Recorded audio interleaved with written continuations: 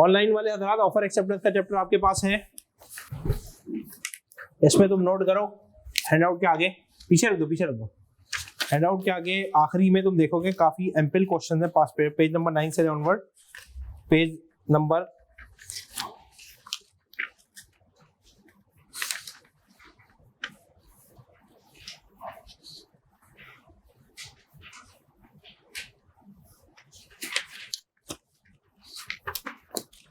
कुछ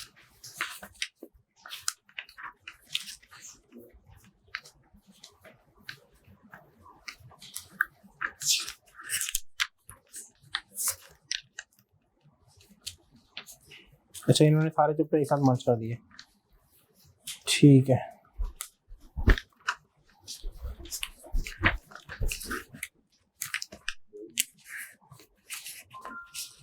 सात पेज घुमाओगे तो इसके तुम देखोगे काफी क्वेश्चन पास पेपर में आए हुए। इधर से देखो, ये यहाँ से काफी पास पेपर क्वेश्चंस आए हुए। हाँ, यहाँ से और आगे जाओ। ये एमसीक्यूज हैं, उसके बाद आपके ये पास पेपर क्वेश्चन है। तो ऑफर एक्सेप्टेंस है, आपके पास पेपर में क्वेश्चंस काफी आते हैं। व्हाट्सएप कर दिया है, ऑनलाइन वाले हजरात को मिल गए, क्लियर है? अच्छा, ये स्टार्ट करें।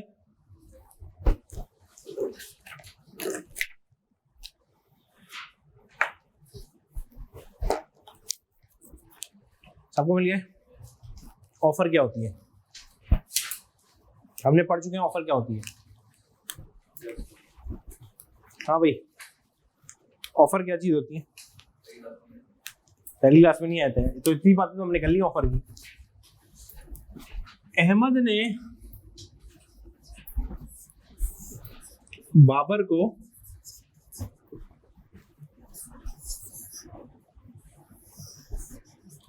ऑफर की, किस चीज की ऑफर की? खाना खाने की ऑफर की। यहाँ ये वाली ऑफर मैंने पहली क्लास में बताया था, इस तरह की ऑफर पे कॉन्ट्रैक्ट लॉ अप्लाई नहीं होता, because there is no intention to create legal relationship. उसने कहा कि भाई मैं आपका ट्यूशन सेंटर जो है ये 1 करोड़ रुपए में खरीद लूंगा, आप मुझे ये 1 करोड़ में बेच दें। तो ये अहमद ने बाबर को क्या दी? ऑफर दी, ठीक है। अब बाबर इसको क्या करेगा? आइदर एक्सेप्ट और, तो अगर ये इसको एक्सेप्ट कर लेगा तो क्या बन जाएगा? कॉन्ट्रैक्ट बन जाएगा, ठीक है ना। तो क्या इन्फोर्सेबल बाय लॉ है तो ये कॉन्ट्रैक्ट बन जाएगा, क्लियर है? ठीक है। तो अब हम बेसिकली इस ऑफर को ओपन करेंगे और इसकी डिटेल पढ़ेंगे कि क्या चीज वैलिड ऑफर बनाएगी और क्या चीज वैलिड ऑफर नहीं बनाएगी। बात क्लियर है? और उसके बाद हम पढ़ेंगे इस चैप्टर के अंदर कि ये एक्सेप्टेंस जो है, क्या चीज एक्सेप्टेंस होगी और क्या चीज एक्सेप्टेंस नहीं होगी। ये अब हमने डिटेल में पढ़ना है। चैप्टर 1 के अंदर हमने सिर्फ यही बात की कि एक बंदा ऑफर दे रहा है, दूसरा बंदा उसको कमर एक्सेप्ट कर रहा है। यहां तक तो हम क्लियर थे, ठीक है। अब हम जा रहे हैं इस ऑफर को डीप डाइव पढ़ने में, ठीक है भाई। तो जरा आप ऑफर की पहली चीज जो हम पढ़ने जा रहे हैं, offer has same meaning as proposal under contract act 1872। Proposal has been defined as under when one person signifies to another his willingness to do or to abstain from doing anything with a view to obtain the assent of that other of such act or abstinence, he is said to make the proposal। भाई ये हमने chapter 1 की definition पढ़ी थी, ठीक है। जिन्होंने नहीं पढ़ी भाई उसको रिकमेंड ये है कि आप जाके लेक्चर 1 की वीडियो यूट्यूब पे अपलोडेड मौजूद है, आप जाके वहां देख लो, आपको ये डिटेल मिल जाएगी इसकी। क्लियर? डेफिनेशन आपकी वहां पे हम ऑलरेडी पढ़ चुके हैं। टाइप्स ऑफ एन ऑफर, 4 तरीके से हम इसको डिफाइन कर सकते हैं। इसको मिटा दूं भाई।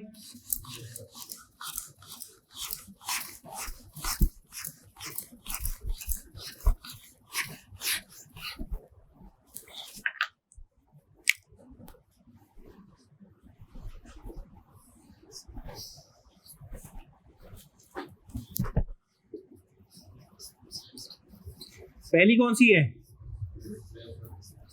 एक्सप्रेस और, जल्दी से बताओ, एक्सप्रेस और इम्प्लाइड कॉन्ट्रैक्ट कौन सा था?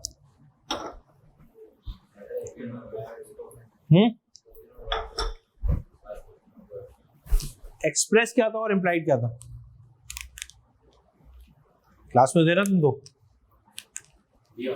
एक्सप्रेस में क्या था? एक्सप्रेस ओरल और रिटेन, और इम्प्लाइड क्या था? इम्प्लाइड क्या था? By conduct of the parties. ठीक है ना? क्या मतलब हुआ? देखो मैंने तुम्हें कहा तुम्हारी एक शॉप है, मैं तुम्हारे पास गया कि भाई ये मेरी ग्रोसरी का सामान है, आप काइंडली मुझे ये सामान दे दें। ठीक है, आपने वो सामान मुझे दे दिया। ये काम एक्सप्रेस हो रहा है या इम्प्लाइड हो रहा है? एक्सप्रेस हो रहा है ना, नंबर एक्सप्रेस हो रहा है। ठीक है, मैं गया, मैंने जाके आपको क्या कहते हैं ऑफर की कि भाई ये आप अपनी गाड़ी जो है ना मुझे 10 लाख रुपए में भेज दें। ये एक्सप्रेस हो रहा है इम्प्लाइड हो रहा है? बोलो ना, बोलना जरूरी है। इम्प्लाइड हो रहा है। इम्प्लाइड कौन बोल रहा है? एक्सप्रेस हो रहा है ना, मैं बोल रहा हूं भाई। ठीक है, इसी तरह फर्ज कर लो मेरा एक ऑफिस है, इनका एक ऑफिस है, मैं इनको कह रहा हूं कि भाई आप एक काम करें, मुझे कोटेशन भेजें कि मेरे पास ये मुझे चीज़ें चाहिए, आप मुझे कितने की प्रोवाइड करेंगे। तो ये मुझे एक कोटेशन भेज रहे हैं कि भाई मैं आपको ऑफर कर रहा हूँ कि ये जितना आपने मुझे लिस्ट ऑफ रिक्वायरमेंट दी है ये मैं आपको 5 लाख रुपए में प्रोवाइड करूंगा। इज दिस अ एक्सप्रेस और इम्प्लाइड ऑफर? इम्प्लाइड होगी। कैसे?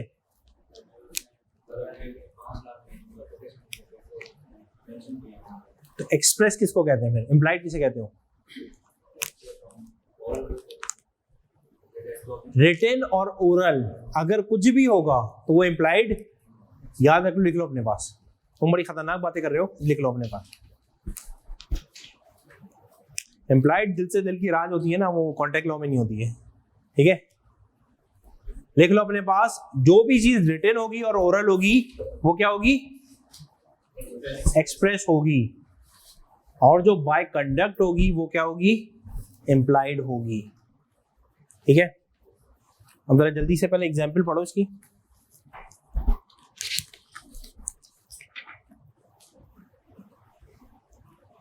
लिखो ये सारी चीजें भाई, कॉन्सेप्ट पक्के करने। ऐसा ना हो कि आगे जाके घूम रहे हो कि एक्सप्रेस इम्प्लाइड ही नहीं पता। या तो समझ लो आपने अभी एक दरिया पार करते हुए जाना है, तो दरिया के कोने में नहीं खड़े होना अभी।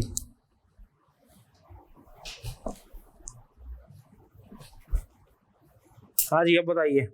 मैंने इनको कोटेशन भेजी, इन्होंने मुझे ईमेल के जरिए मुझे बताया कि भाई ये प्राइस है, इस प्राइस पे मैं आपको ऑफर कर रहा हूँ। तो ये एक्सप्रेस है और इम्प्लाइड है? क्या है? एक्सप्रेस है। एक्सप्रेस की और कोई एग्जाम्पल दो, बताओ जी। सॉरी, टैक्स कर दिया। किस चीज का टैक्स दिया? कुछ सिनेरियो बनाओ ना। इतने सिनेरियो है यार, तुम जाते हो खाना पीना और मतलब व्हाट्सएप पे। अब तो जब जाओगे भाई ये मुझे चीज चाहिए, कोटेशन भेजो, उसने कोटेशन भेज दिया आपको। ठीक है, उसके बाद आपने उसको कहा कि भाई मुझे इतनी चीज चाहिए। अच्छा, कोटेशन में एक चीज क्या होगी कि कोटेशन भेजना ऑफर नहीं होती। जब आप उस पर रिप्लाई करते हो कि हाँ मुझे इतने में ये प्लीज प्रोवाइड कर दो, दिस इज एन ऑफर। ठीक है, ये भी आप पढ़ लेंगे। बट ये ऑफर जो होगी एक्सप्रेस होगी इम्प्लाइड होगी? कंबर एक्सप्रेस है ना। जब मैं बोल रहा हूं या रिटन में दे रहा हूं, किसी भी इस मोड में होगी तो क्या होगी? एक्सप्रेस होगी। इम्प्लाइड की एग्जाम्पल दो, तुम ही दोगे। क्या नाम है तुम्हारा? गणेश। हाँ, एग्जाम्पल दो उसकी। गणेश ट्रांसपोर्ट है। देखो अपने लिए एग्जाम्पल, ट्रांसपोर्ट में बस के ऊपर जब तुम जाते हो तो चढ़ते हुए जैसी बस में चढ़ते हो, कंडक्टर हो ना हो, तुम जैसे ही बस में एंटर होते हो तुम्हारा कॉन्टेक्ट हो जाता है नहीं होता? हाँ या ना बोलो भाई, हो जाता है ना। तो यहाँ पे बस जो रूट पे चल रही है, they are giving you then implied offer कि भाई जो बैठेगा उसको कॉन्टेक्ट हो जाएगा। वो बोलने की जरूरत, बाय कंडक्ट पता है आपको कि जो रूट चल रहा है this is a prescribed route, तो इस पे आप एंटर हो गए तो इसका मतलब कि आपका कॉन्टेक्ट हो गया। तो ऑफर कैसी थी? इम्प्लाइड थी। याद रहेगा? ठीक है, देखो इसकी और एग्जांपल ये है। फर्ज कर लो कि अगर एक तुम गए एयरपोर्ट के ऊपर, तुम्हारा एक पोर्टर है, वो आया, उसने आपका सामान उठा लिया, ठीक है, आपने कुछ नहीं बोला उसको, तो ये कैसे मैकेनिज्म चल रहा है? बाय कंडक्ट चल रहा है या बाय एक्सप्रेस चल रहा है? वो उसने काम कर लिया अपना सारा, और उसके बाद आप कहते हो यार मैंने तो आपको ऑफर एक्सेप्ट किया, मैकेनिज्म ही नहीं हुआ था, पैसे दोगे ही नहीं दोगे उसको? इम्प्लाइड है कि जब वो अपना सामान उठाएगा तो आपने उसको पैसे देने हैं। बात समझ आ रही है? तो आपके एम्प्लॉयड बाय कंडक्ट होते हैं और एक्सप्रेस बाय ओरल और रिटेन होते हैं, ठीक है? हाँ,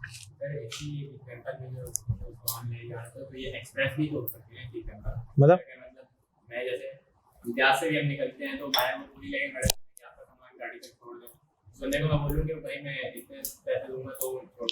देखो मैंने अभी एक एग्जांपल दी थी कि भाई रेस्टोरेंट में यूनिलैटरल भी हो सकता है, बायलैटरल भी हो सकता है, ठीक है? तो सिनेरियो के अंदर यूनिलैटरल भी हो सकता है और बायलैटरल भी हो सकता है। अगर तुम गए, तुमसे उसने मुझे, हाँ सर मैं आपको सामान उठा लूँ, उसने कहा भाई कितने लोग हैं? तुमने कहा सर 200 रुपये दे देगा मुझे, तो फिर ये यूनिलैटरल नहीं है। तो ऐसा नहीं है कि कुली की हर एग्जाम्पल में यूनिलैटरल का क्या एग्जाम में, सर ने तो कहा था भाई कुली का जो काम होगा ना वो होगा यूनिलैटरल, वो एम्प्लॉयड होगा। ये सिनेरियो डिफाइन करेगा कि ये एम्प्लॉयड है या एक्सप्रेस है। अगर तुम एक्सप्रेस करोगे तो फिर डेफिनेटली एम्प्लॉयड नहीं होगा ना। अगर तुमने कोई चीज, देखो सिनेरियो को समझो सिर्फ, अगर तुमने किसी चीज को रिटन या ओरल डिस्कस किया और उस पर ऑफर एक्सेप्टेंस हुई तो वो किसी भी सूरत पे एम्प्लॉयड होगा या नहीं होगा? आवाज ही नहीं आ रही यार, क्या हो गया? गर्मी तो बाहर है, यहाँ थोड़ी है गर्मी। अगर किसी चीज को आपने ओरली या रिटन डिस्क्राइब किया, एक्सप्लेन किया ऑफर एक्सेप्टेंस में, तो क्या ये एम्प्लॉयड हो सकता है किसी सूरत में? नहीं होगा, ये हमेशा एक्सप्रेस होगा। इन दो मोड्स के अलावा कुछ भी करोगे बाय कंडक्ट तो वो कैसे होगा? एम्प्लॉयड होगा, ठीक है? याद रहेगा। Express offer means offer made by word, spoken और written. I offer you to purchase my car for ₹1 million, ठीक है भाई? Implied offer means offer by the conduct of the parties, the circumstances of the case. Transport company runs a bus on a particular route for a certain fare, ठीक है? तो अब ये ज़्यादा ध्यान में रखना कि भाई अगर तुम यहाँ से बाहर निकले और रिक्शा पकड़ा तो वो इम्प्लाइड क्यों? पहले तुम बार्गेन करते हो ना भाई, ऐसे तो नहीं बैठ जाते ना कि वो बैठा हुआ है चलो भाई, ऐसा तो नहीं होता ना, ये तो नहीं है ना। तो वहां पे एक्सप्रेस है, तो ये नहीं है कि पूरी ट्रांसपोर्ट को तुम लेके चलेगा एम्प्लॉयड में, डिपेंड करेगा, ठीक है? पब्लिक रूट पे बस चल रही है, प्रिस्क्राइब रूट है, क्लियर?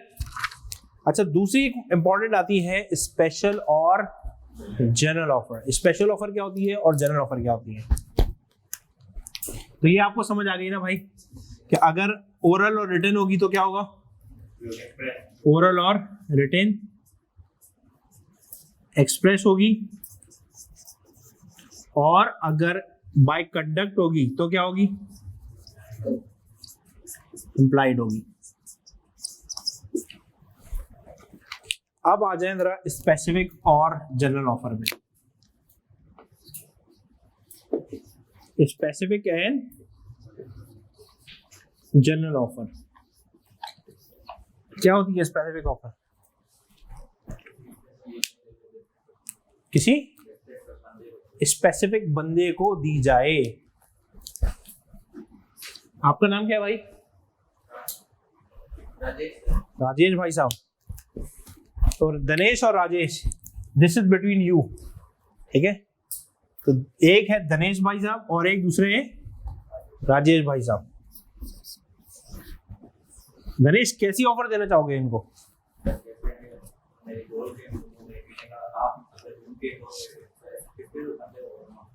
तो सिंपल एग्जांपल लो ले यार, गोल्ड चेन क्यों कर दी तुमने? कुछ नॉर्मल बेचने देने का काम कर लो। कार बेचनी है, बेची नहीं है अभी, ऑफर दे रहे हो तुम इसको, क्या ऑफर दोगे इसको? गाड़ी कौन सी है?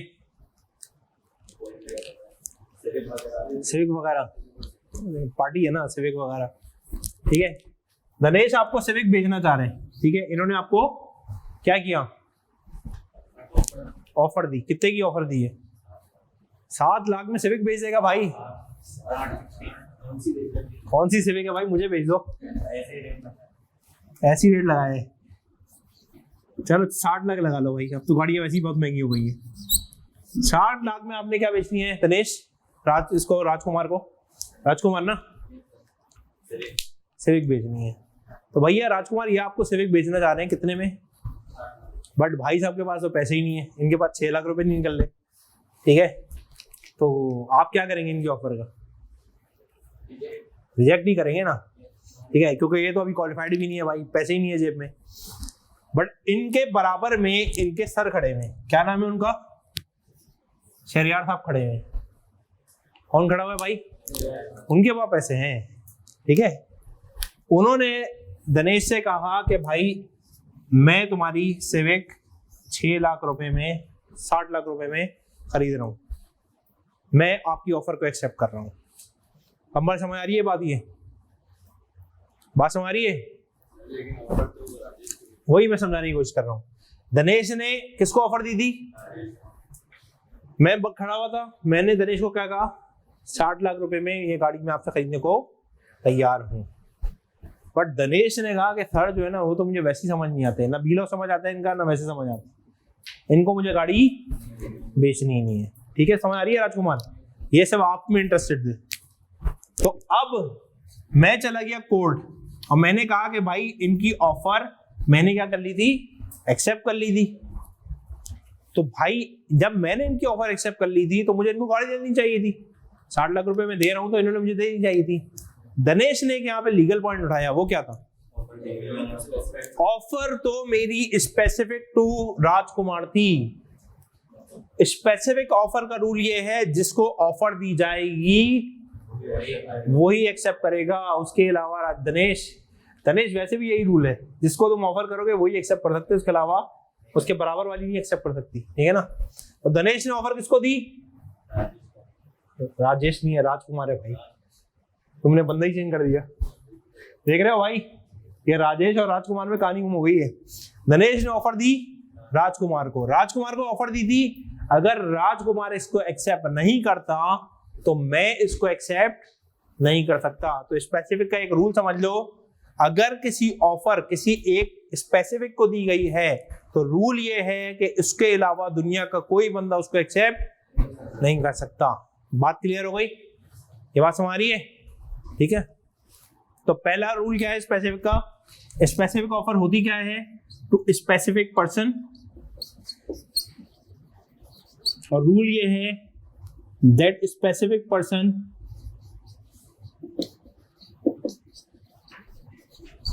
either accept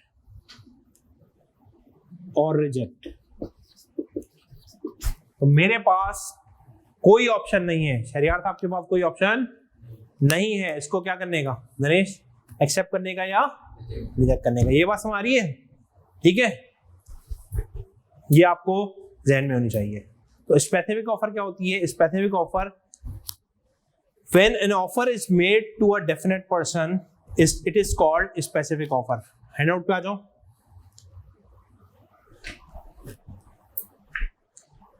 When an offer is made to a definite person it's called a specific offer, and when it is made to the world at large it is called a general offer।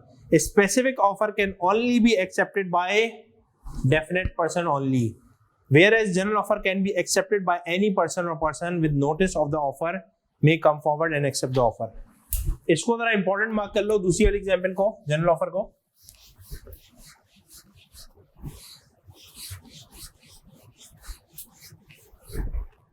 अच्छा भाई अभी एक और example लेते हैं जरा। Definite person है ये, जिसको दी गई है वो करेगा, मतलब देखो अगर बाकी तमाम एलिमेंट्स ऑफ कॉन्ट्रैक्ट जो है ना वो वहीं रहेंगे। ठीक है, मतलब फर्ज कर लो राजकुमार अभी माइनर है, राजकुमार को जो ऑफर दी गई है, ठीक है, वो वैलिड ऑफर इनकी तरफ से वैलिड है, लेकिन आपका एलिमेंट दूसरा एलिमेंट ऑफ कॉन्ट्रैक्ट पूरा नहीं है। वो कौन सा है? कैपेसिटी वाला। ठीक है ना? तो कैपेसिटी नहीं है तो बेशक ये एक्सेप्ट करें रिजेक्ट करें, कॉन्ट्रैक्ट इनवैलिड रहेगा। बात क्लियर है? ठीक है, बट डेफिनेट पर्सन का मतलब क्या है कि अगर दिनेश राजकुमार को ऑफर देता है तो Rajkumar is the definite person. Clear है बात? ठीक है, ये समझ आ रही है राजकुमार, ये बात समझ आ रही है? देखो अब एक और इंपॉर्टेंट एग्जांपल लेते हैं कि भाई अब्दुल्ला भाई साहब जो हैं उनका एक पेट गुम हो गया। उन्होंने अखबार में इश्तिहार लगाया, क्या लगाया कि भाई जो भी इसको फाइंड आउट करके लाएगा उसको मैं 1 लाख रुपए दूंगा। अच्छा ये बताओ ये ऑफर क्या है? ये ऑफर क्या है भाई? नाम क्या है आपका? तला। ये ऑफर क्या है? हाँ करार। ओ माय गॉड, करार साहब ये ऑफर कौन सी है? तो करार ये अगर जनरल ऑफर है इसको क्या आप एक्सेप्ट कर सकते हैं? ठीक है आप कर सकते हैं, कोई भी कर सकता है। लेकिन फर्ज कर लो एक एग्जाम्पल के अंदर ट्विस्ट आते हैं।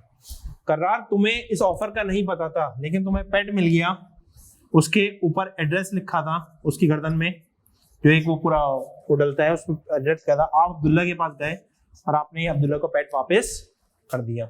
अगले दिन आपने जब अखबार खोल के पढ़ा तो इनका एक बड़ी सी तस्वीर लगी हुई थी माशाल्लाह मासूम सी, और उसके आगे लिखा था कि जो भी इसको ढूंढने लाएगा मैं उसको क्या दूंगा? 1 लाख रुपए दूंगा। तो अब ये क्या 1 लाख रुपए आप एलिजिबल हो इसको मिलने के लिए? क्यों? कब पता चला? ये जरा इंपॉर्टेंट नोट कर लेना। अच्छा एग्जाम पॉइंट ऑफ व्यू से तो बहुत इंपॉर्टेंट चीज है ये। आप जब परफॉर्मेंस दे रहे हैं तो आपकी नॉलेज में ये ऑफर होनी चाहिए। General offer can be accepted by anyone but एक कंडीशन है, वो क्या है?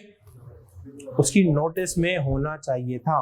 आपका एक्शन, आप जो एक्शन कर रहे हैं वो based on notification of offer कर रहे हैं। अगर आप वैसे ही कर रहे हैं तो आपकी ऑफर की एक्सेप्टेंस नहीं होगी। बात क्लियर है करार? ये ध्यान में रख लेना, ठीक है? तो अब्दुल्ला ने जो ऑफर दी थी, अगर राजकुमार तुम्हारे पास नोटिस था, तुमने ये पेट ढूंढा और अब्दुल्ला को दे दिया, तो इसका मतलब है यू एक्सेप्टेड दैट ऑफर। तो anyone can accept that offer subject to कि उसके पास नोटिस होना चाहिए था। ये बात समझ आ रही है? ठीक है, तो ये दूसरी आपकी एग्जांपल आ गई कि जनरल ऑफर को कोई भी एक्सेप्ट कर सकता है, सब्जेक्ट टू उसका नोटिस होना चाहिए। जनरल ऑफर में सिर्फ एक चीज है, वो क्या चीज है? नोटिस।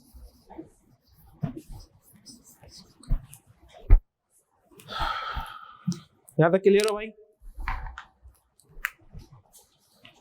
यहां तक क्लियर हो? अब तीसरा हम कॉन्सेप्ट पढ़ने जा रहे हैं। अभी तक क्या पढ़ लिया हमने? स्पेसिफिक और जनरल, एक्सप्रेस और इम्प्लाइड, ठीक है? तो ऑफर की 2 टाइप्स हम पढ़ चुके हैं। तीसरी टाइप पढ़ लें, ये लिख लो अपने पास।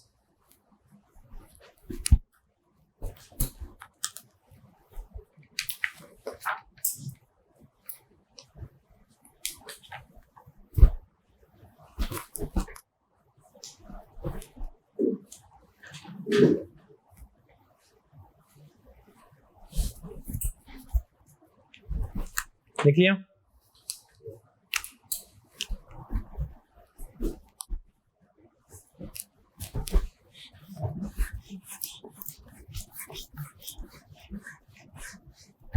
अच्छा अब जो कॉन्सेप्ट पढ़ने जा रहे हैं समझ लो, हमारे यहाँ तो ये बड़ा जबरदस्त फिल्म है, खासकर हमारी जो खवातीन हजरात हैं, खवातीन हजरात कह रहा हूँ, खवातीन हैं, उनमें तो बड़ा कॉमन पाए जाते हैं। कभी गए हो मार्केट में अपनी अम्मा वगैरह के साथ? क्या होता है वहाँ पे? कैसी बार्गेनिंग होती है? ठीक है ना?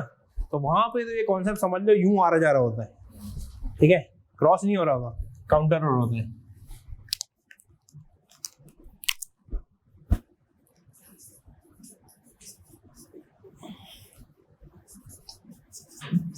कंबर ने मुझे ऑफर दी शरियार सईद साहब को कि भाई मैं आपकी गाड़ी 10 लाख रुपए में खरीदना चाह रहा हूं।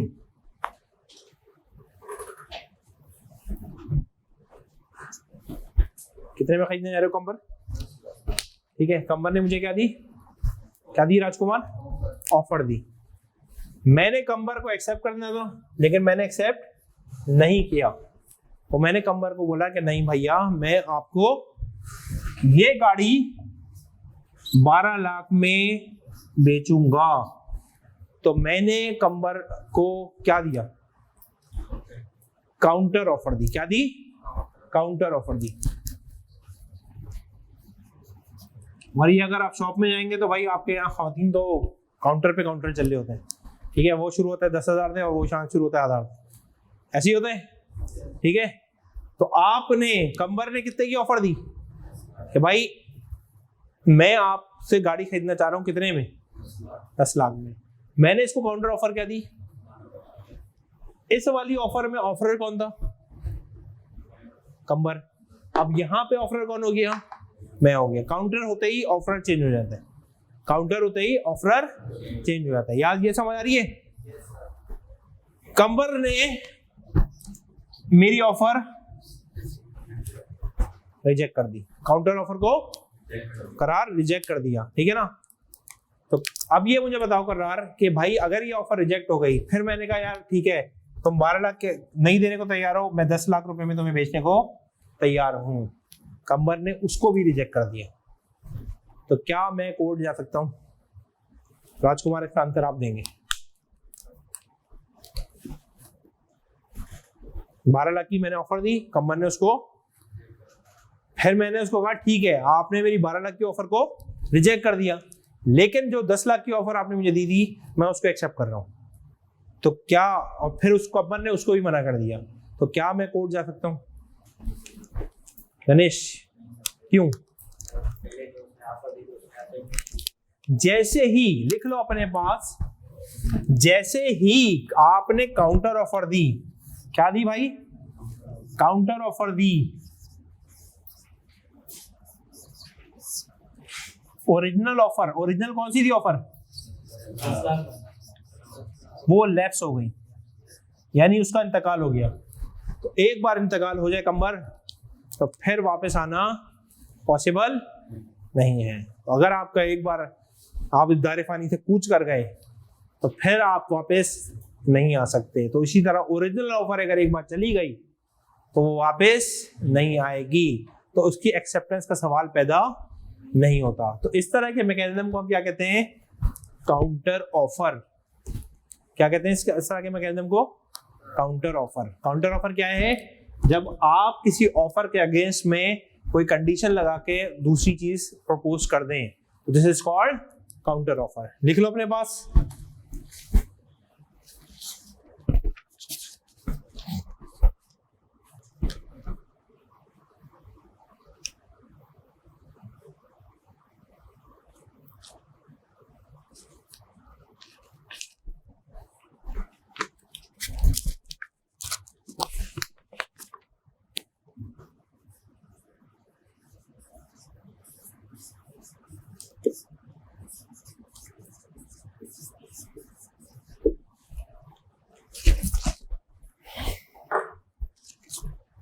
और ये काउंटर ऑफर का जो कॉन्सेप्ट है आपके, मैंने कवर किया हुआ है लैप्स ऑफ एन ऑफर के टॉपिक में। आप अगर आगे जाके लैप्स ऑन ऑफर देखोगे, वहां पे काउंटर ऑफर आ रहा होगा। एक टॉपिक आ रहा है 1.3, देखो आ रहा है 1.3, उसमें काउंटर ऑफर लिखा हुआ है, उसको टिक मार्क कर लो। आगे चलो आगे चलो और आगे चलो। लैप्स ऑफ एन ऑफर में 1.3 में काउंटर ऑफर आ रहे हैं।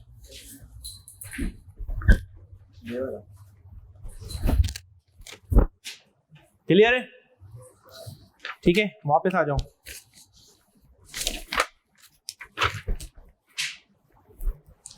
अब एक और कॉन्सेप्ट पढ़ते हैं हम, क्रॉस ऑफर। एक कॉन्सेप्ट में क्या पढ़ा अभी, काउंटर ऑफर। अब हम क्या पढ़ने जा रहे हैं, क्रॉस ऑफर। क्रॉस ऑफर क्या होती है, इसको मिटा दूं।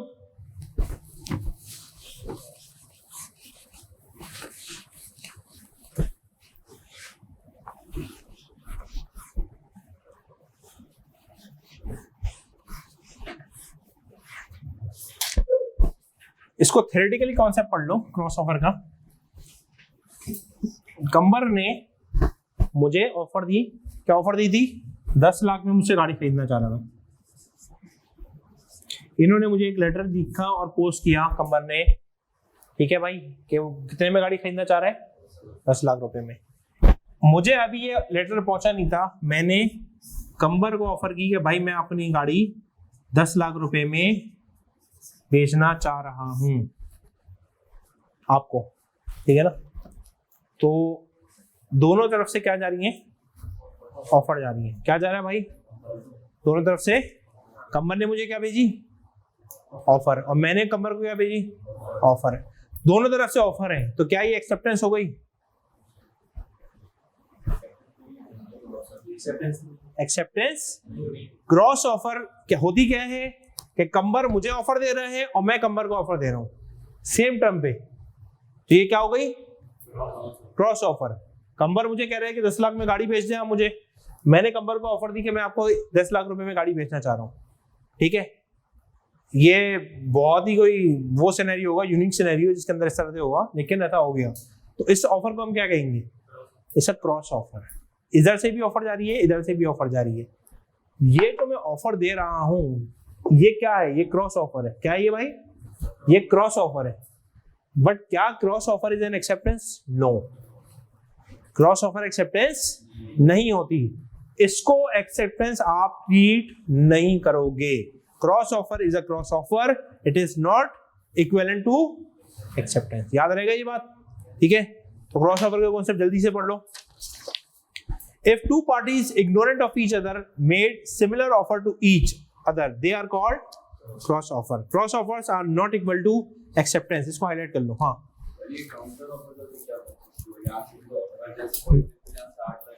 काउंटर ऑफर का कॉन्सेप्ट ये है, समझ लो, अच्छा क्वेश्चन है। कमर तुमने मुझे ऑफर की, मुझे जब ये ऑफर नॉलेज में आई तो मैंने तुम्हें ऑफर दूसरी दी, तो वो काउंटर ऑफर है और उसमें आपकी टर्म्स एंड कंडीशन चेंज होंगी। तुमने मुझे ऑफर की कि भाई 10 लाख रुपए में आप मुझे गाड़ी अपनी बेच दो, लेकिन मैं आपसे चेक में पेमेंट लूंगा। मैंने आपको काउंटर ऑफर की कि भाई 10 लाख में बेचने को तैयार हूं, लेकिन मैं आपको पेमेंट कैश से दूंगा। तो this is a counter offer. बात क्लियर है? क्रॉस ऑफर में terms and condition everything will be same, और मेरी नॉलेज में आने के बाद काउंटर ऑफर नहीं हो रही है। आपने अपनी भेजी, मैंने अपनी भेजी। This is called cross. Knowledge में नहीं है आपकी, जब इसने आपको भेजी तो जी बिल्कुल। मेरा जो एक्शन है इस पे डिपेंडेंट नहीं है, समझ रहे हो? ऑफर अलग है। मेरी ऑफर अलग है। मतलब ये उसने मुझे, कंबर ने मुझे भेजी और मैंने कंबर को ऑफर भेजी, मैंने एक्सेप्ट नहीं किया। ठीक है, एक्सेप्टेंस का क्या मतलब है? आप ऑफर पे एक्सप्रेसली बता रहे हो कि मैं आपकी ऑफर को एक्सेप्ट कर रहा हूं। This is called acceptance. अगर मैं आपको कोई ऑफर भेजूंगा तो it is either a cross offer और अ काउंटर ऑफर। बात समझ आ रही है? It is either a cross offer और अ काउंटर ऑफर। अगर आपने टर्म्स एंड कंडीशन चेंज कर दी, प्राइस चेंज कर दी, तो वो क्या कहलाएगी? बोलो भाई, बोलना जरूरी है। Counter offer. और सेम, एवरीथिंग इज सेम, और आप उसको भेज रहे हैं, तो दैट इज क्रॉस ऑफर। याद रहेगी? ठीक है, आखिरी चीज पढ़ ले भाई, standing, open, continuing offer, tender. If an offer is of ongoing nature, it is called standing offer. A contract is entered only when the person signifies his acceptance on the basis of tender. Sajid required a large quantity of certain goods during the year and offered this by an advertisement. Adil supplied those goods at a specific rate. Every supply of Adil is an acceptance of the standing offer. ये भाई वहाँ होती है जहाँ पे bulk quantity का contract हो जाता है और पूरे साल का होता है, तो वो होता है जैसे जैसे आप सप्लाई करते जाते हैं ऑफर की एक्सेप्टेंस होती जाती है। मतलब फर्ज कर लो, करार तुम्हारे पास मेरी ये कंपनी है, मैंने पूरे साल का तुमसे कहा कि भाई ये मेरी तरफ से पूरे साल की ये रिक्वायरमेंट है, ये शेड्यूलिंग है। जैसे जैसे तुम उसकी क्वांटिटी मुझे भेजते जाओगे, एक्सेप्टेंस होती जाएगी। ठीक है, दो सिनेरियो इसमें बड़े इंपॉर्टेंट है। देखो, दो चीजें हो सकती हैं। मैं और ये स्टार्टिंग में कॉन्ट्रैक्ट कर लें कि तुमने मुझे 12 महीने की ये सप्लाई देनी है, तो आपने फिर इसका मतलब है 100% एक्सेप्टेंस पहले ही कर ली। स्टैंडिंग ऑफर में ऐसा नहीं होता। स्टैंडिंग ऑफर में ये ऑफर आ गई है, अब ये मुझे जैसे जैसे ओके करते जाएंगे एक्सेप्टेंस होती जाएगी। तो इसका मतलब है कॉन्ट्रैक्ट के शुरू में आपने 100% की एक्सेप्टेंस नहीं दी। क्लियर है बात? ये राजकुमार, जो मैं कह रहा हूँ बड़ा एक डिफरेंट नुकता है, समझ आ रहा है? मतलब मैं बताता हूँ। फर्स्ट कर लो, मैं और करार एक शुगर के ऊपर काम कर रहे थे कि भाई तुमने मुझे शुगर सप्लाई करनी है। इनसे मैंने कहा भाई एक काम करो, मुझे पूरे साल की रिक्वायरमेंट है, मुझे 1000 टन शुगर चाहिए होगी, मेरी कन्फेक्शनरी का बिजनेस है। और मैंने कहा भाई एक काम करो, मुझे 60 रुपए किलो में क्या दे दो, शुगर दे दो। इन्होंने ओके कर लिया। ठीक है, ये स्टैंडिंग ऑफर है।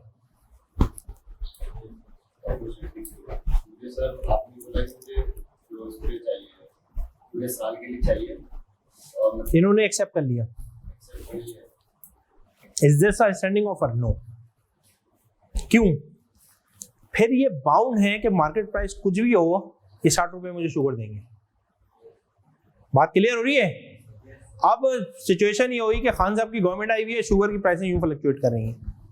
तो इन्होंने मेरा शेड्यूल देखा, उन्होंने कहा शेड्यूल मैंने आपका देख लिया है, आपकी ऑफर आप इसको स्टैंडिंग ऑफर बना दो, जो जो आपकी रिक्वायरमेंट आती है मैं आपको सप्लाई करता जाऊंगा और जो मार्केट का रेट होगा मैं आपको देता जाऊंगा। ठीक है, अब इन्होंने मेरी ऑफर को एक्सेप्ट पूरे महीने की किया या नहीं किया? आपने कहा कि मैं पीस मिल में एक्सेप्ट करूंगा, जैसे जैसे आपकी रिक्वायरमेंट आती है मैं आपको वो चीजें प्रोवाइड करता रहूंगा। कमर समझ आ रही है बात? ठीक है, तो अब यहाँ पे इन्होंने मेरे साथ कोई रेट लॉक नहीं किया, तो this is called standing offer. Clear है अब्दुल्ला ये बात समझ आ रही है?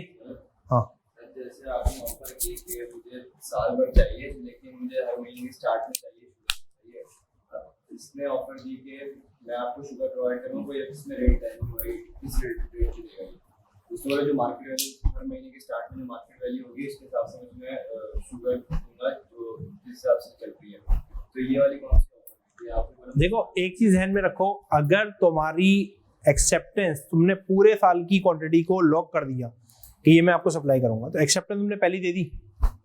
एक्सेप्टेंस देते ही क्या बन जाएगा? कॉन्ट्रैक्ट बन जाएगा। कॉन्ट्रैक्ट बनने के बाद ये पीछे हट सकते हैं? बोलो हाँ या ना में जवाब दो। नहीं कर सकते। बोलो, जोर से बोलना जरूरी है। अगर ये एक्सेप्टेंस मैं पहले दिन मान लूं इनकी 12 महीने इन्होंने मेरे साथ लॉक कर दी है, तो क्या ये पीछे हट सकते हैं? तो इसका मतलब इनकी एक्सेप्टेंस तो पूरी हो गई। अगर ये उसके बाद पीछे हटे तो ये ब्रीच ऑफ कॉन्ट्रैक्ट में आ जाएंगे।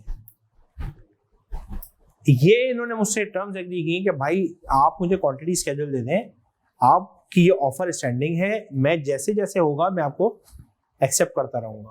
तो इसका मतलब ये कॉन्ट्रेक्चुअली बाउंड होना चाह रहे हैं या नहीं चाह रहे? अब आप बोलो ना, बोलना जरूरी है।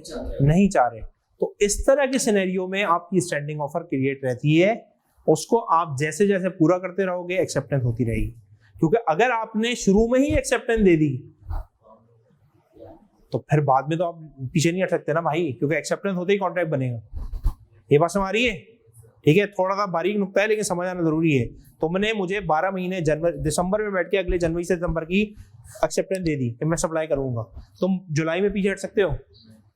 अगले दिसंबर में पीछे हट सकते हो? नहीं। तो इसका मतलब है तुम्हारी एक्सेप्टेंस वैलिड है फॉर द नेक्स्ट 12 मंथ। जैसे ही तुम पीछे हटोगे ब्रीच ऑफ कॉन्ट्रैक्ट अप्लाई हो जाएगा। लेकिन स्टैंडिंग ऑफर की एक्सेप्टेंस में क्या ब्रीच ऑफ कॉन्ट्रैक्ट अप्लाई होगा? क्योंकि एक्सेप्टेंस जैसे दोगे तो होगी ना, कॉन्ट्रैक्ट बनेगा। मतलब लिमिट नहीं, जैसे 12 में। हाँ, 12 महीने का मसला नहीं है। मसला ये है कि तुम किसी कॉन्ट्रेक्चुअल ऑब्लिगेशन में एंगेज, तुम्हारी ऑफर मौजूद है, मैं इसको जितना होगा मैं देता हूँ, मतलब उसमें कोई लिमिट नहीं है ना? लिमिट नहीं कर रहे तुम इसको। ठीक है ना? तो आप बेसिकली अपनी कॉन्ट्रेक्चुअल ऑब्लिगेशन को रिस्ट्रिक्ट कर रहे हैं। आप किसी कॉन्ट्रेक्चुअल ऑब्लिगेशन में जाना नहीं चाहते, क्योंकि अगर आप बाद में फंसे तो इसका मतलब ये you will be in trouble. ठीक है भाइयों, तो ये आपको टाइप्स ऑफ ऑफर समझ आ रही है। अब आ जाता है legal rules of valid offer.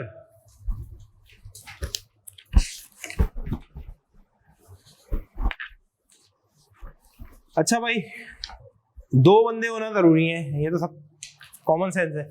जैसे तुम्हारी शादी में दिनेश 2 बंदे होना जरूरी है। कौन कौन? अब्बा तुम जरूरी हो, और अब्बा क्या करेंगे?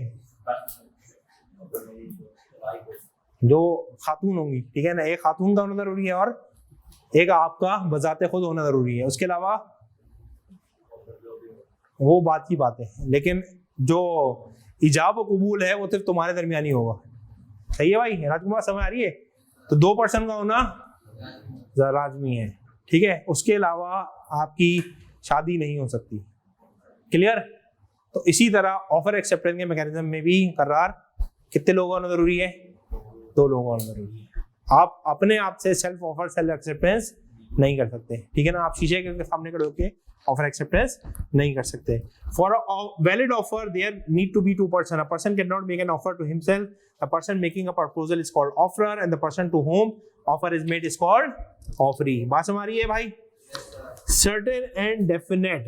A valid offer is one which is certain and definite. Thus, no contract can come into existence if offer is uncertain. Uncertain को मैंने बहुत explain किया था chapter number 1 के अंदर certainty and possibility में। Salman purchased a horse from Irfan and promised to buy another if the first one proved lucky. Salman refuses to buy the second horse. Irfan could not enforce the agreement. It is being loose and vague. सही है ना भाई? अब lucky कैसे prove होगा? गणेश कैसे prove होगा कि लकी है नहीं है ना, तो ये तो सब्जेक्टिव बात है, ठीक है। कॉन्टेक्चुअल इंटेंशन, ये intention to create legal relationship वाली बात है, पढ़ लो, ये मैं पढ़ा चुका हूं, पढ़ो जल्दी से।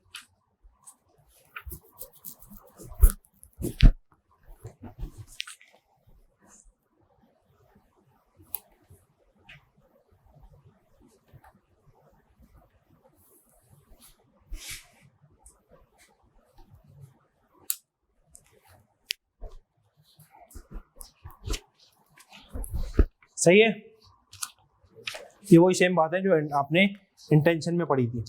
Communication, the offer must be communicated to the offeree. The communication is complete when it comes to the knowledge of the person to whom it is made. In case offer is made by post, the communication is complete when the letter reaches the offeree. An offer can be made by word or spoken or written. ठीक है भाई? अब important चीज ये है कि communication of offer होना लाजमी है। अगर मैंने ऑफर बनाई और अपनी दराज में रख ली तो क्या ऑफर हो जाएगी? हाँ भाई, ऑफर होगी या नहीं होगी? आपकी ऑफर नहीं होगी। आपकी ऑफर कब होगी? जब आप उसको प्रॉपरली ड्यूली कम्युनिकेट कर देंगे। और किसको कम्युनिकेट करेंगे? कमर, मैंने आपको गाड़ी बेचनी है, मैंने कर्रार को बताया कि मैं अपनी गाड़ी बेचना चाह रहा हूँ इनको 10 लाख रुपए में। ऑफर हो गई, कम्युनिकेट हो गई। क्यों? अगर मैंने इनको बेचनी है तो मैं इन्हीं को कम्युनिकेट करूंगा, इनके पड़ोसी को कम्युनिकेट नहीं करूंगा। बात समझ आ रही है भाई? ठीक है, तो कम्युनिकेशन, डायरेक्ट कम्युनिकेशन होना लाजमी है। ठीक है, unless and until he is an agent of कंबर। अगर ये ऑफिस में है और एजेंट है कंबर के, वो एक अलग बात है, लेकिन नॉर्मली थर्ड पर्सन को कम्युनिकेट करके मैं ऑफर नहीं दे सकता। Communication must be complete when it come to the knowledge of the person to whom it is made। To whom it is made को जरा हाईलाइट कर लो। To whom it is made का क्या मतलब है? जिसने एक्सेप्टेंस देनी है उसको कम्युनिकेट करना है। दुनिया जहान को बता दिया, लेकिन जिसको बताना है उसको आपने बताया ही नहीं, तो फिर आपका काम अब्दुल्ला नहीं होगा। बात क्लियर है राजकुमारी वाली? क्लियर है?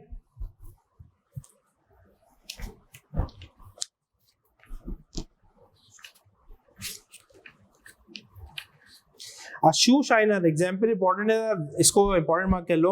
A shoe shiner is starting shining one shoes without being asked to do so. In such circumstances that any reasonable man could guess that he expected to pay for this, this is an offer communicated impliedly। सही है? तो communication implied भी होती है, इसको important mark कर लो जरा। Offer must be made with a view to obtain the consent of the other person to propose act or abstinence। ये ऑफर की डेफिनेशन का ही पार्ट है, ये भी हम ऑलरेडी पढ़ चुके हैं। Mohsin say to Noor that he is willing to sell his motorcycle to him for 20,000. This is an offer with a view to obtain the consent of the other person to propose act of selling the motorcycle। यानी आप जब किसी को offer कर रहे हैं तो आपका ऑब्जेक्टिव क्या है कि अगर सामने वाली पार्टी उसको एक्सेप्ट कर लेती है तो हम इसके ऑफर से कॉन्ट्रैक्ट बना लेंगे। ठीक है ना?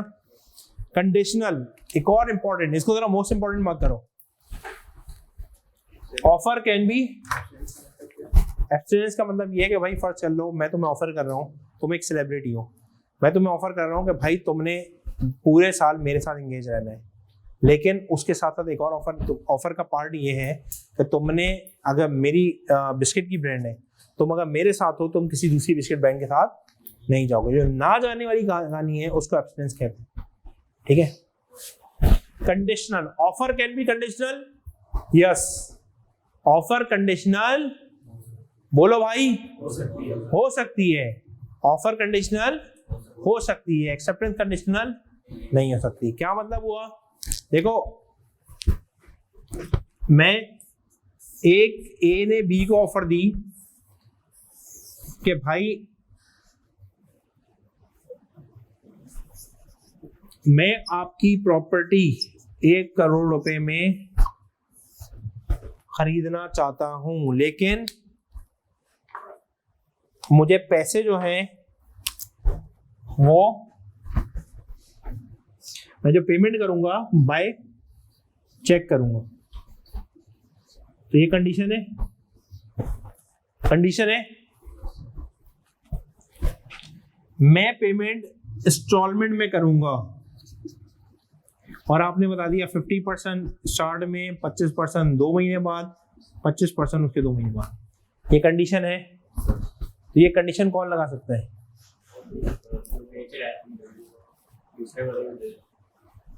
ऑफरर लगा रही कंडीशन, ठीक है। Acceptor either accept this condition or reject the condition with different new condition. तो अगर उसने नई कंडीशन लगा दी है, बी ने कहा कि नहीं भाई मैं इससे अग्री नहीं कर रहा हूं, मैं पेमेंट बाय कैश लूंगा, पहला सिनेरियो, या फिर ये इंस्टॉलमेंट में पहली पेमेंट होगी 75% और दूसरी 25%। तो उसने आपकी कंडीशन को क्या कर दिया? तो कंडीशन रिजेक्ट कर दी। तो इसका मतलब एक्सेप्टेंस, वो प्राइस पे तैयार है, उसको प्राइस पे कोई इशू नहीं है, प्राइस पे कोई इशू नहीं है, लेकिन उसको आपकी कंडीशन मंजूर नहीं है, ठीक है। तो अब उसने जब अपनी नई कंडीशन लगा दी तो ये क्या चीज है? दिस इज बोलो भाई, पढ़ा लिया मैंने, क्या क्या करा रही है, क्या चीज है ये? This is the counter offer, ठीक है। ये काउंटर ऑफर है और काउंटर ऑफर विद कंडीशन है, काउंटर ऑफर विद कंडीशन है, ठीक है ना। तो कंडीशंस सिर्फ ऑफर के साथ हो सकती हैं, एक्सेप्टर कंडीशन नहीं लगा सकता, ठीक है। अच्छा, कंडीशन कुछ भी हो सकती है, सिर्फ पैसों की नहीं हो सकती, ठीक है। आपने ऑफर की कि भाई मैं आपसे 100 टन ऑफ कोकोनट ऑयल खरीदना चाहता हूं, बट कंडीशन ये है कि आप मुझे 10-10 kg के बॉक्सेस में देंगे। ये कौन लगा रहा है कंडीशन? ऑफरर या ऑफरी? बोलना जरूरी है यार, बोल लो भाई, बोल लो, बोलने के पैसे नहीं है। ऑफर लगा रहे करार या ऑफरी लगा रहे? ऑफर लगा रहे, ठीक है। तो ये कंडीशन पेमेंट की नहीं है, ये आपकी डिलीवरी से रिलेटेड कंडीशन है कि मैं आपसे 100 टन खरीदूंगा, लेकिन आप मुझे 10-10 kg के बॉक्सेस में कोकोनट ऑयल देंगे। तो ये कंडीशन कौन लगा रहा है? ऑफर लगा रहा है, ठीक है। मैं आपसे स्पेसिफिक डिजाइन का फर्नीचर खरीदने को तैयार हूं, सब्जेक्ट टू आपने ये वाला स्पेसिफिक मटेरियल यूज करना है। कंडीशन कौन लगा रहा है? ऑफर। अगर उस पर एक्सेप्टर ओके कर देता है तो ठीक है, एक आपको कॉन्ट्रैक्ट बन गया। अगर वो कोई फर्दर कंडीशन लगाता है और आपकी कंडीशन मानने से इनकार कर देता है, एक्सेप्ट या तो एक्सेप्टेंस नहीं होगी या काउंटर ऑफर होगी। क्लियर है? बात क्लियर है? An offer may be subject to some condition. It is on the sole discretion of the person to whom such offer is made to either accept or reject. A conditional offer lapses when condition is not accepted. Offer कब lapse हो जाती है? जब condition आपकी नहीं मानी जाती। जैसे ही उसने कहा कि नहीं भैया मुझे तो कैश में लूंगा पेमेंट, तो आपकी ये वाली ऑफर क्या हुई? ऑफर आपकी लैप्स हो गई, ठीक है। क्लियर है बात? तो कंडीशन कौन लगा सकता है? सिर्फ और सिर्फ offer. Negative confirmation, offer can not be in the form of negative. इस बार की अटेम्प्ट में इसके ऊपर क्वेश्चन पूछा गया है, ठीक है। नेगेटिव कंफर्मेशन पे offer can not be in the form of negative confirmation, that is if it is not accepted within a specific time then it will presume to have been accepted, ठीक है। करार ये बात समझ आ रही है भाई? मैंने आपको ऑफर दी और आपको मैंने कहा कि अगर आपने 3 दिन में मुझे जवाब नहीं दिया तो मैं समझूंगा कि आपने इसको एक्सेप्ट कर लिया। जाग जाओ यार, जाग जाओ, ठीक है? तो आपने इसको एक्सेप्ट कर लिया, तो ये क्या वैलिड कंडीशन है? ये आप नहीं कर सकते। मैंने बोला इससे ये तो हो सकता है ना कि अगर 3 दिन में आपने एक्सेप्ट नहीं किया तो मैं समझ जाऊं आपने, मतलब आपका रिस्पांस नहीं आया तो आप ये कंडीशन नहीं लगा सकते कि अगर आपने जवाब नहीं दिया तो मैं समझ जाऊंगा कि आप इसको एक्सेप्ट कर लें। ये कंडीशन नहीं लगा सकते, ये नहीं लगा सकते। नेगेटिव कंफर्मेशन की कंडीशन नहीं लगा सकते। आप हाँ करोगे या ना करोगे एक्सप्रेसली करना पड़ेगा, ठीक है? ऐसा नहीं हो सकता कि मैं कहूँगा भाई अगर आपने नहीं जवाब दिया तो मैं समझूंगा आप इस कॉन्टेक्ट के अंदर आ गए, ठीक है? An offer can not be in the form of negative confirmation, that is if it is not accepted within a specific time then it will presume to have been accepted. Azam wrote to Babar to sell his book, adding that if he did not reply within 5 days the offer would be considered accepted. There is no contract. Important mark कर लो भैया इसको। Invitation of offer को on hold करो। अगला topic इसी का उसी के साथ पढ़ेंगे। Communication of specific condition. When there are special terms and condition in an offer, there must be specifically communicated to the other party. अगर आपकी कोई भी कंडीशन है तो आपने उसको ऑफर के साथ बताना है। आप ऐसा नहीं हो सकते कि भाई आपने ऑफर कर दी, जब उसने एक्सेप्ट कर ली तो आप बता रहे हो भाई पेमेंट तो मैं इससे लूंगा। आपने ऑफर के साथ ही पूरा पैकेज भेजना है उसको कम्युनिकेशन का, ठीक है? बात समझ आ रही है? करार मैंने तुम्हें ऑफर दी और ऑफर में तुम्हें कुछ नहीं बताया कि भाई 100 टन ऑफ कोकोनट ऑयल चाहिए, तुमने मुझे ट्रक भर के भेज दिए। मैंने कहा यार ऐसे थोड़ी चाहिए मुझे, तो आप 10-10 किलो के बैग बना के दो। तो इसका मतलब है मैंने आपको कंडीशन कम्युनिकेट की ही नहीं थी, तो ये अब मैं वैलिड इसको नहीं कर सकता कि मैं आपका जो आपने मुझे सप्लाई कर दी है मैं उसको वापस कर दूं। ऐसा नहीं हो सकता। क्लियर है बात भाई? बात समझ आ रही है? ठीक है। अच्छा भाई अब जरा हम यहाँ पे एक इंपॉर्टेंट कॉन्सेप्ट पढ़ने जा रहे हैं, इन्विटेशन टू ऑफर या इन्विटेशन टू ट्रीट। देखो बहुत सारी जगहों पे हमें लगता है कि हम एक पार्टी हमें ऑफर कर रही है, लेकिन एक्चुअल में वो पार्टी ऑफर नहीं कर रही होती, बल्कि आपको इनवाइट कर रही होती है कि आप इस पे क्या दोगे, ऑफर दोगे। ठीक है, तो इसको हम कहते हैं इन्विटेशन टू ऑफर। क्या कहते हैं कर रहा? Invitation to offer. यानी मैं डायरेक्टली ऑफर नहीं दे रहा, बल्कि आपको इनवाइट कर रहा हूं कि आप मुझे ऑफर दें। ठीक है, तो हम अब ये सिनेरियो पढ़ने जा रहे हैं कि किन सिनेरियो में ऐसा होगा कि जो दूसरी पार्टी है वो हमें इनवाइट कर रही है कि हम उसको ऑफर दें। क्लियर? ये अब हम पढ़ने जा रहे हैं, इसके कॉन्सेप्ट को हमने समझना है।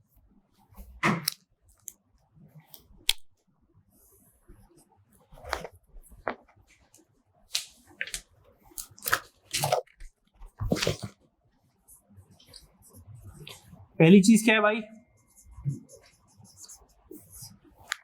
पहली चीज क्या है? एडवर्टीजमेंट। एडवर्टीजमेंट क्या होती है? एडवर्टीजमेंट क्या होती है? ऐड चलाना। अखबार में आते हैं ना ऐड, जरूरत है रिश्ता के तो पढ़े होंगे ना? पढ़े नहीं पढ़े? अखबार ही नहीं पढ़ते? अखबार वाले कितने लोग हैं जो अखबार पढ़ते हैं? कभी कभी। कौन सा?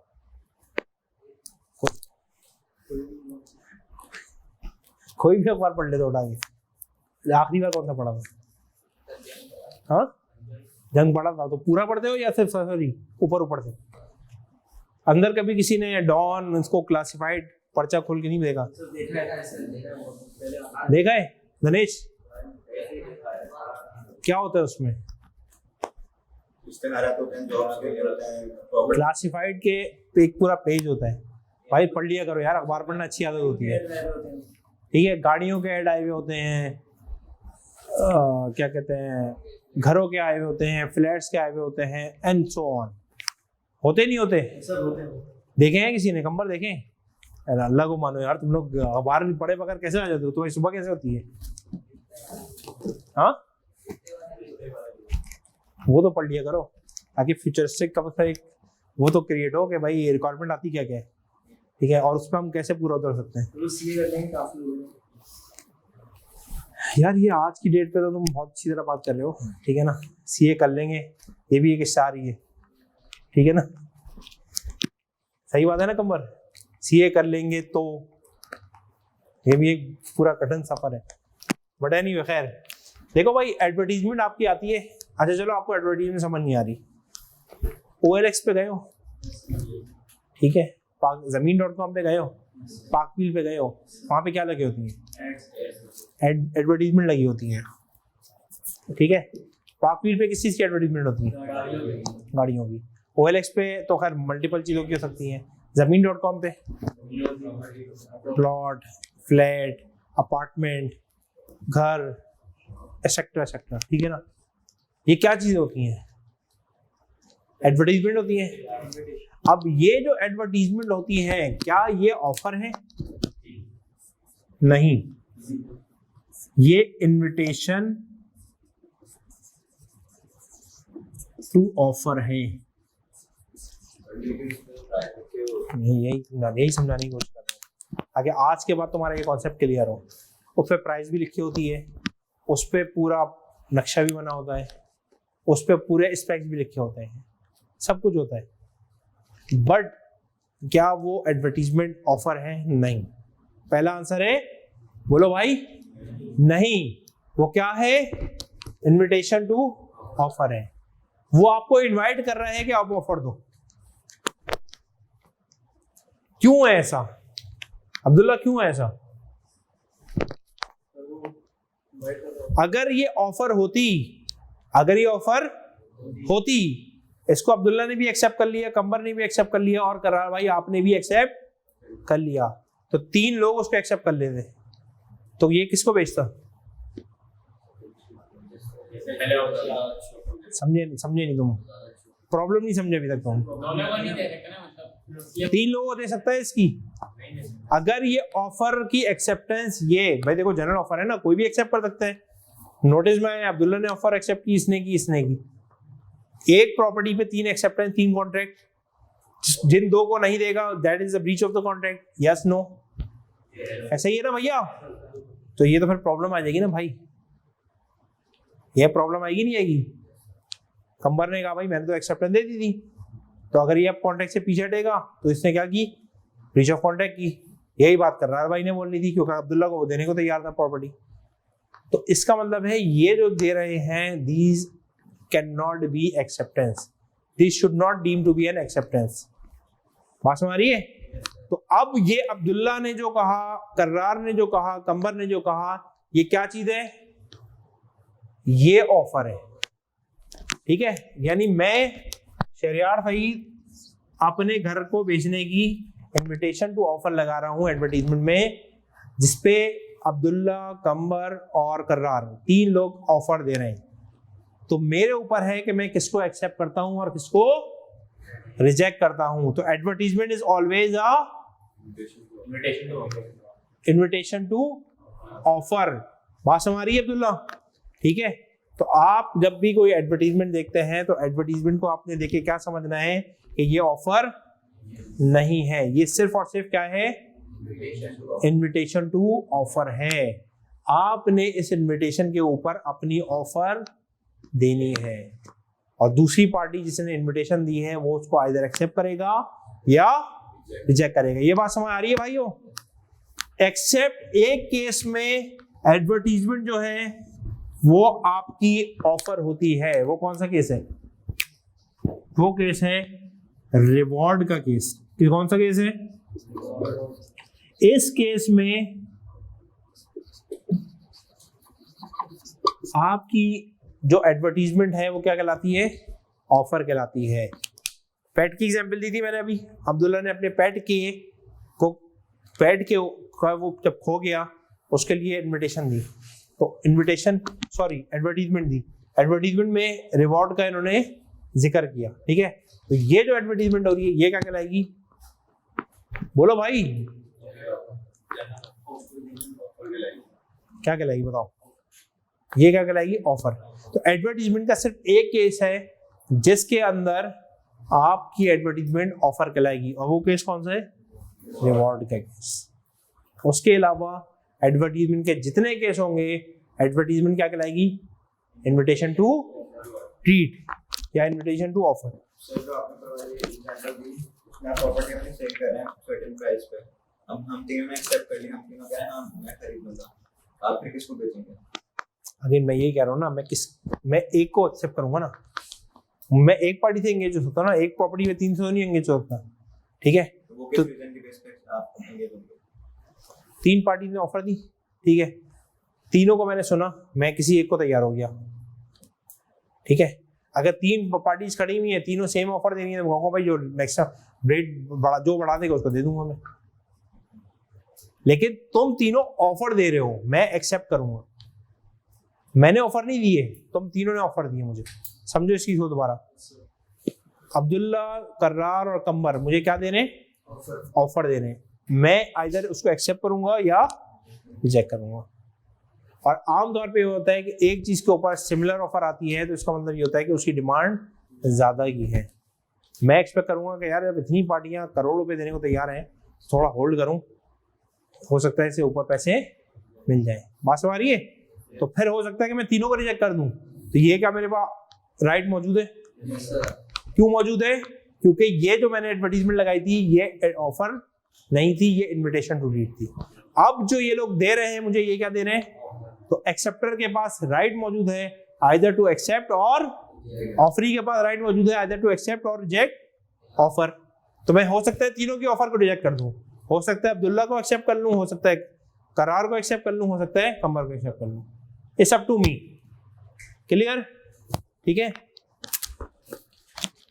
इनविटेशन टू ट्रीट का जो पहला कॉलम है, generally advertisement do not fall into the category of offer but an invitation to offer.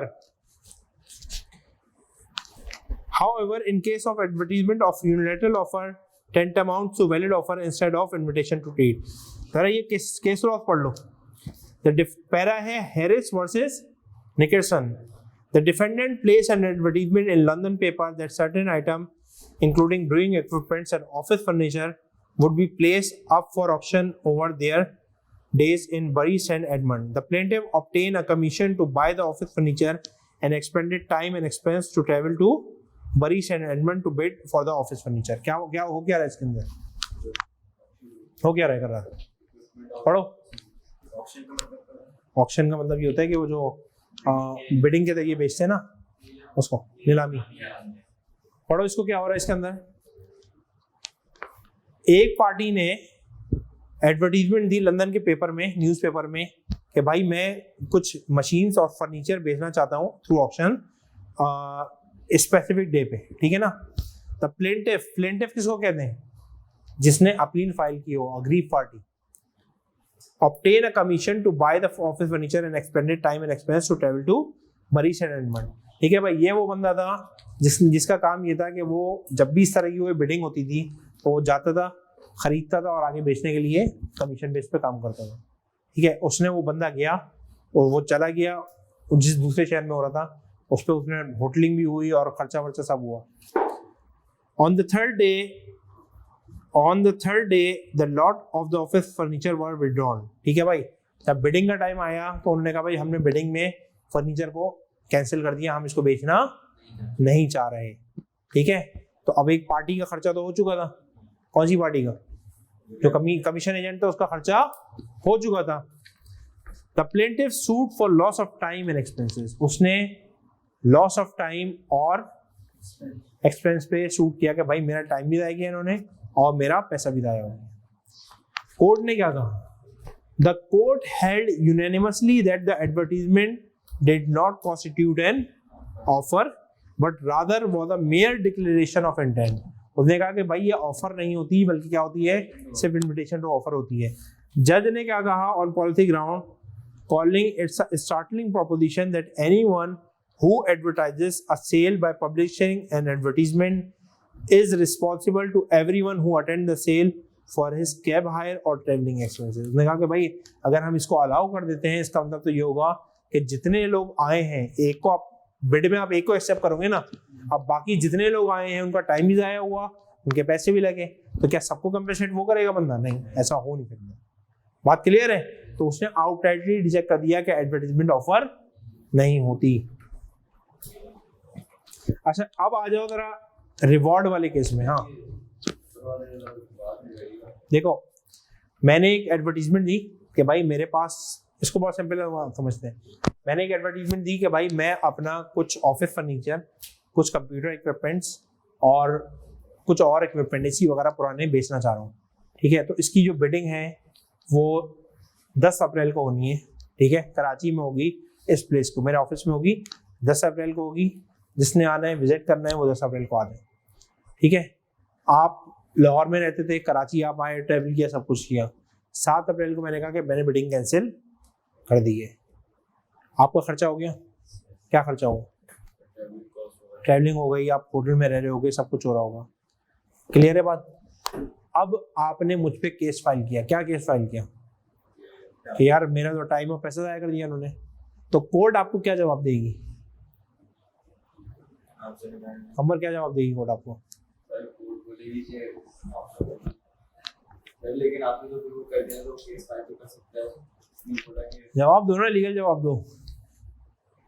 Court क्या जवाब देगी आपको? कोर्ट कहेगी आपको कि भाई आप, मैंने जो आपको एडवर्टीजमेंट दी थी, this is not an offer but a invitation to offer. तो जब तक ऑफर नहीं होगी वैलिड, आप उसकी एक्सेप्टेंस, तो आप अगर ये काम करोगे तो आपका ये इनहेरेंट रिस्क है। ठीक है, आप इसके ऊपर, मेरे ऊपर केस फाइल नहीं कर सकते। अगर ऐसा होगा तो जितने लोग आ रहे हैं सबके खर्चे अगर मैं ही बेयर करूंगा, तो ऐसा ना हो कि पता चल रहा है कि मैं बेच 2 लाख रुपए की चीज रहा हूँ और कंपेसेट में 4 लाख रुपए कर रहा हूँ लोगों को।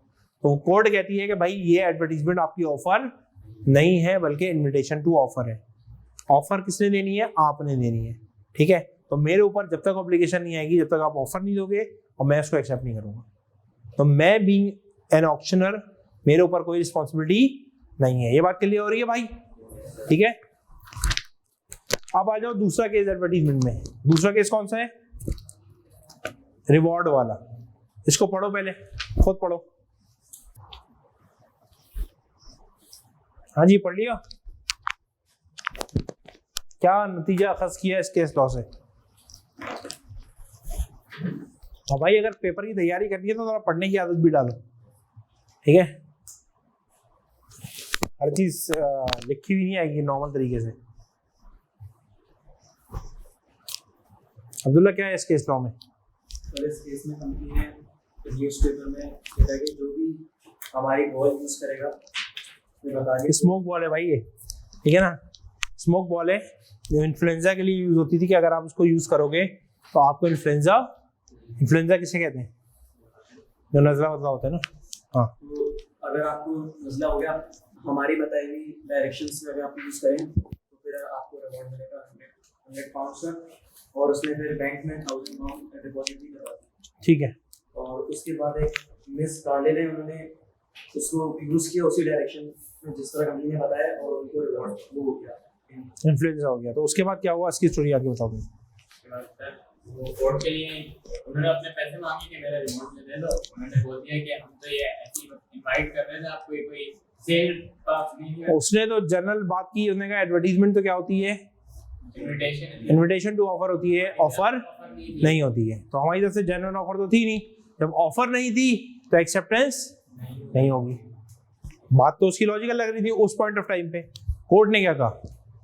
कोर्ट के बाद तो वही सब में केस किया, आपने सारा बताया कि मैंने उनकी स्मोक बॉल वैसे यूज की थी, तो मुझे बताया कि तो कोर्ट ने दूसरे जब डिफेंडेंट की बात सुनी तो उन्होंने कहा ये कोई इन्विटेशन नहीं थी, तो साफ साफ आपने ऑफर दिए कि अगर आपको हो गया तो हम देंगे, और आपने कुछ स्पेसिफाई नहीं किया था कि इतने टाइम के अंदर होगा, या अगर आपने डायरेक्टली परचेज आप ही की है, किसी और के थ्रू नहीं की, कोई भी ऐसी सूरत नहीं थी, तो फिर डिफेंडेंट की बात। तो फिर कोर्ट ने क्या डिसाइड किया? फाइनली डिसीजन है करार डिफेंडेंट के जो आर्गुमेंट्स हैं उसको रिजेक्ट करा क्योंकि वो उन्होंने ऑफर दी थी।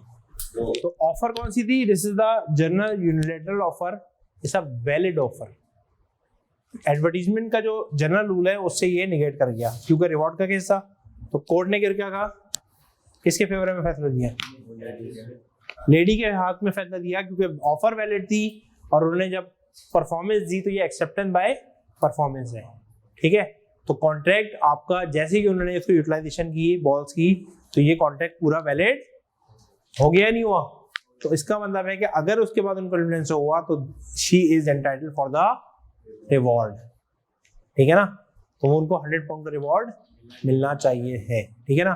तो कोर्ट ने इसके हक में फैसला दिया। तो ये बात समझ आ रही है। तो इसी तरह अब ऊपर नॉर्मल एग्जांपल लेके करो तो दिनेश बहुत सिंपल एग्जांपल है, अब्दुल्ला का पेट गुम हो गया, अब्दुल्ला ने एडवर्टीजमेंट दी। तो एडवर्टीजमेंट का जनरल रूल क्या है कि ऑफर नहीं है, लेकिन इस केस के अंदर ऑफर होगी, ठीक है। जनरल ऑफर है, यूनिलैटरल ऑफर है। जैसे ही मैं पेट ढूंढूंगा तो इसका मतलब है कि मैंने कॉन्ट्रैक्ट में एंटर हो गया। तो जो रिवॉर्ड का केस होगा उसमें एडवर्टीजमेंट क्या कहलाएगी, ऑफर कहलाएगी। याद रहेगी बात, ये क्लियर है, बात समझ आ रही है। तो यहाँ पे जरा इसको क्विकली हम रिवाइज करें कि हमने क्या क्या चीजें पढ़नी है आज, ठीक है। हमने स्टार्ट किया था कहाँ से, चैप्टर 1 के आखिरी से, वाई परफॉर्मेंस से स्टार्ट किया था। और क्या स्टार्ट किया था हमने, यूनिलैटरल ऑफर, यूनिलैटरल कॉन्ट्रैक्ट और बायलैटरल। क्या क्या क्या फर्क होता है राजकुमार, क्या होता है इसमें?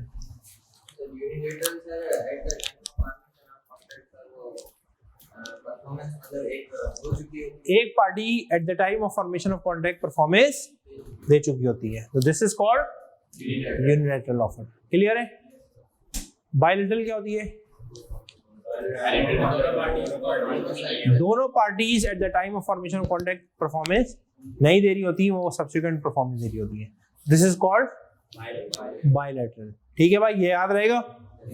वॉइडेबल कॉन्ट्रैक्ट क्या होता है, वॉइड कॉन्ट्रैक्ट क्या होता है, क्या होता है भाई,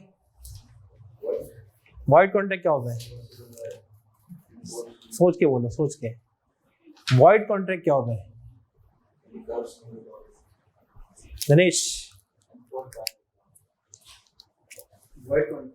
सर जो सब्सिक्वेंटली, जो पहले subsequently it become void, that ceases to be enforceable by law. यही पढ़ा था हमने, ठीक है भाई। वैलिडिटी की क्लासिफिकेशन को 10 बार जाके रिवाइज कर लो, लेकिन रिवाइज कर लो, ठीक है। जरूरी है। क्यों जरूरी है? कि भाई ये अगर तुम्हारी बेस नहीं बनेगी, आगे का लॉ पक्का नहीं होगा। वॉइड कॉन्ट्रैक्ट क्या होता है, वॉइडेबल कॉन्ट्रैक्ट क्या होता है, वॉइड एग्रीमेंट क्या होता है, ये सब चीजें तुम्हें पता होनी चाहिए। एटलीस्ट ये 3 चीजें पता कर लो, void contract, void agreement, voidable contract. क्या होता है वॉइडेबल? करार क्या होता है वॉइडेबल कॉन्ट्रैक्ट?